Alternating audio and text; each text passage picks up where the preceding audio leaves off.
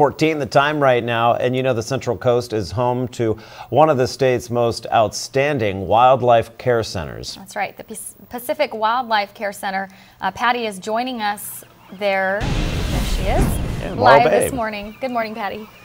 Good morning, Sarah and Randall. Hey, it's breakfast time. We're here in Flight 1. This is the enclosure for the pelicans. It's a new enclosure here, and as you see, this is a juvenile gull, and he's getting raw fish. Doesn't that sound great for breakfast? And it has a vitamin, a special C-tab in there for him, so they give that one at a time to make sure that each of the birds in the enclosure gets the vitamin, and then it's going to be a free-for-all of feeding. Virginia Flaherty joins me. We're going to come on down here. Marty Brown has the fish with the vitamin in it. We're going to watch the pelicans eat their breakfast. Oh, and such a good catch, aren't they? Look at this. We'll see if the other guy gets his C-tab. They don't realize it. They think it's fish, but they're getting a little extra vitamin in there. So, Virginia, tell us about the enclosure, and it's new for the facility. Well, the enclosure itself was built shortly after the building was put in here. It's called Flight 1, and it's 90 feet long, and we built it so that birds like pelicans could practice and build their strength in flight. Get ready to get to be released, right? To be released, exactly. So they have to build up strength. Both of these birds have had broken wings, and so it's taking them a while to kind of build their strength back up. One of them is just starting to fly. Okay. Do we need to give Marty the rest of the breakfast here? Not quite Not yet. yet? Okay, she's not ready for that yet. That sounds really appetizing. Sushi for breakfast, raw fish. So these two are recovering from injuries, and they're just starting to get where... One of them is just starting to fly. He's got an old break in his wing, and he practices down here on the end, flying up and down. And then we have these pools here that are brand new. We just got these in a couple months ago. These are actually tomato bins that were donated to Pacific Wildlife Care, and now we've turned them into these amazing pools for them. So you go through lots of raw fish. How much are you spending a year to feed the injured pelicans you care for?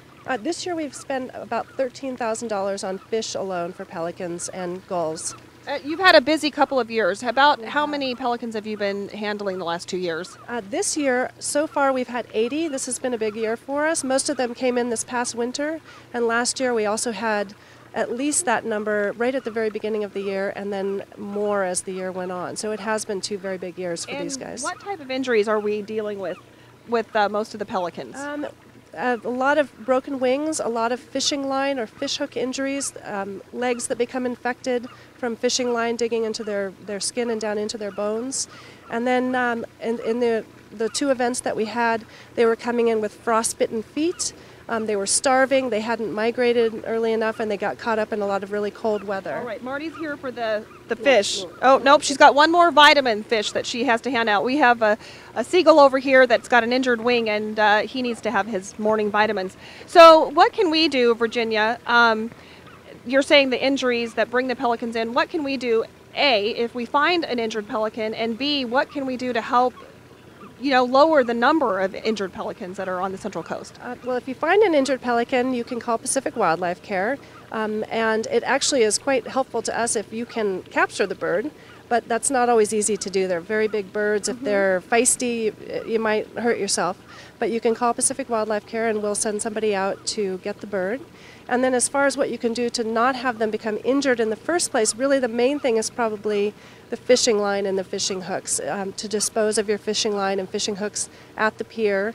And if you do hook a bird or get caught up in the line, instead of just cutting the line free and leaving the hook in the bird, you want to get the bird and get the hook out of the bird, which is a little difficult to do because you have to cut the barbs off the end, but not just to leave the hook in the bird.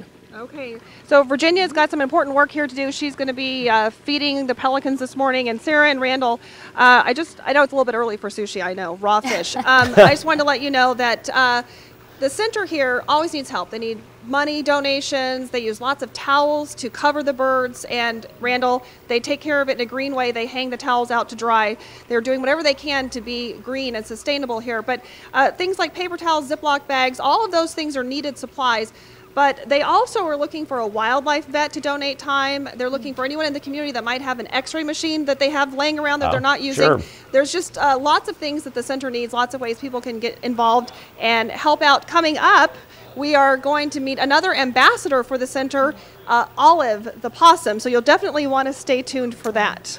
All right, Patty singling me out when talking about the green, but Yes. Sarah's our down-to-earth reporter now. Oh, that's right, Sarah. Yes, they are doing lots here using solar power and things like that. Lots of things to stay green and lessen their impact on the environment. Thank you so much, Patty. It's been so fascinating. Yeah. Just even watching the animals